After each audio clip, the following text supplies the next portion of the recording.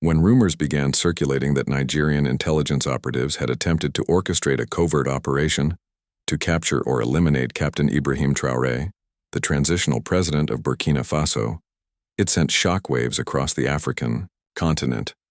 Though the Nigerian government swiftly denied any involvement, the political undercurrents that followed were impossible to ignore. Captain Traoré, a figure who rose to power in 2022 amidst a wave of military coups in West Africa, has since become a powerful symbol of anti-colonial resistance and Pan-African solidarity.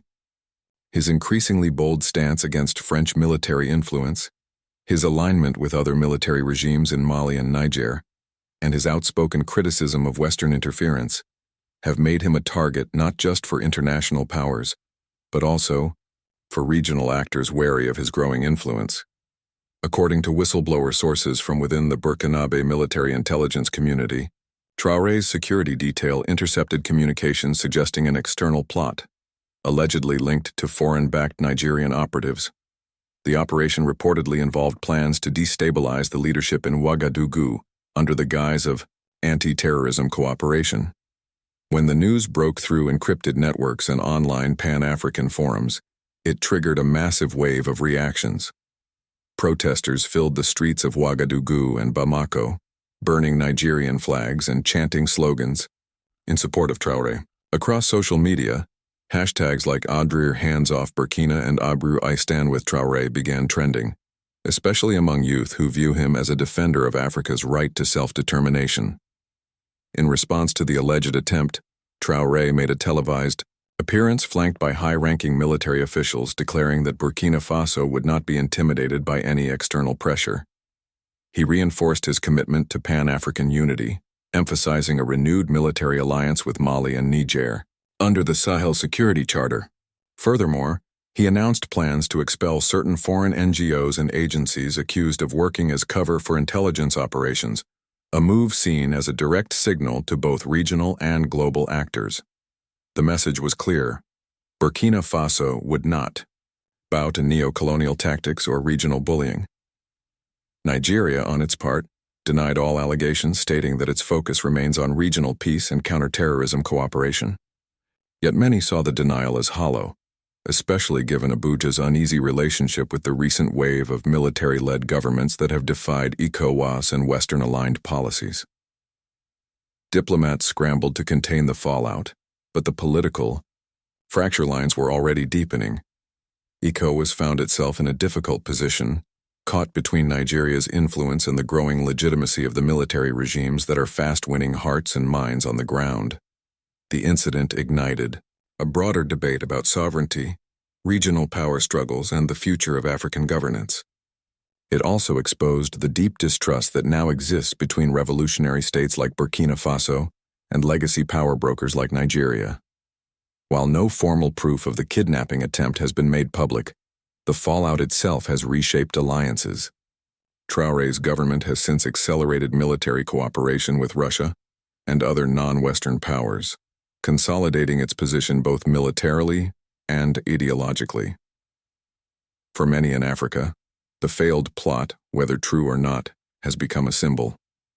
It represents the clash between an old order driven by foreign influence and a new wave of leaders seeking to define African futures on African terms. In that sense, what happened next didn't just shake Burkina Faso, it shook the very foundations of Africa's geopolitical landscape. In the days that followed the alleged plot, Burkina Faso's intelligence services increased their internal and external surveillance, especially around embassies and foreign agencies suspected of espionage. Sources close to the transitional government claimed that several suspicious individuals with diplomatic cover were quietly asked to leave the country. Tensions in Ouagadougou escalated further when unmarked surveillance drones were spotted near key military installations, which the government hinted could be part of a broader regional operation to destabilize the junta-led alliance in the Sahel.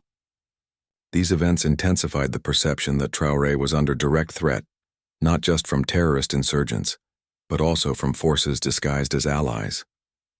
He responded by reshuffling his internal security apparatus and placing trusted loyalists in strategic positions. Simultaneously, Traoré's administration leveraged the situation to further galvanize public support. National television aired documentaries, recounting past instances of foreign interference in African politics, drawing parallels with present-day events. Schools and universities held patriotic seminars emphasizing sovereignty, independence, and Pan-African strength. The narrative was tightly controlled, positioning Traoré not just as a national leader, but as a symbol of resistance for the entire African continent. His popularity soared, especially among young Africans disillusioned by decades of foreign dependency and corrupt civilian governments that seemed to serve foreign interests more than their own people. Regional artists, influencers, and community leaders joined the wave of support, turning Traoré into a cultural icon. As the diplomatic crisis deepened, regional organizations like ECOWAS and the African Union were forced to tread carefully. While ECOWAS had previously taken a hardline stance against coups, the groundswell of popular support for military regimes in Burkina Faso, Mali, and Niger made aggressive intervention politically dangerous. Nigeria, still dealing with internal security challenges and political unrest, found itself isolated in its traditional role as a regional enforcer.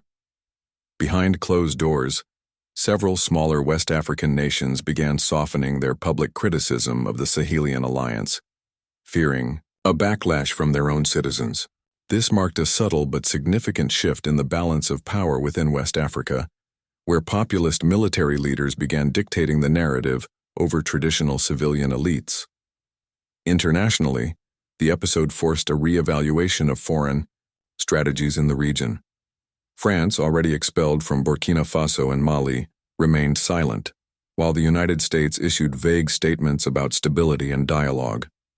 Russia, on the other hand, seized the opportunity to deepen its ties, with the Sahelian trio offering new rounds of security assistance and investment projects. Traoré, aware of the geopolitical chessboard, carefully balanced his alliances while making it clear that Burkina Faso's destiny would be decided on African soil, by Africans. Whether the Nigerian plot was real or a strategic narrative crafted for internal consolidation, its impact was undeniable. It triggered a continental awakening, shaking the structures of power and inspiring a new generation to question who truly controls Africa's future.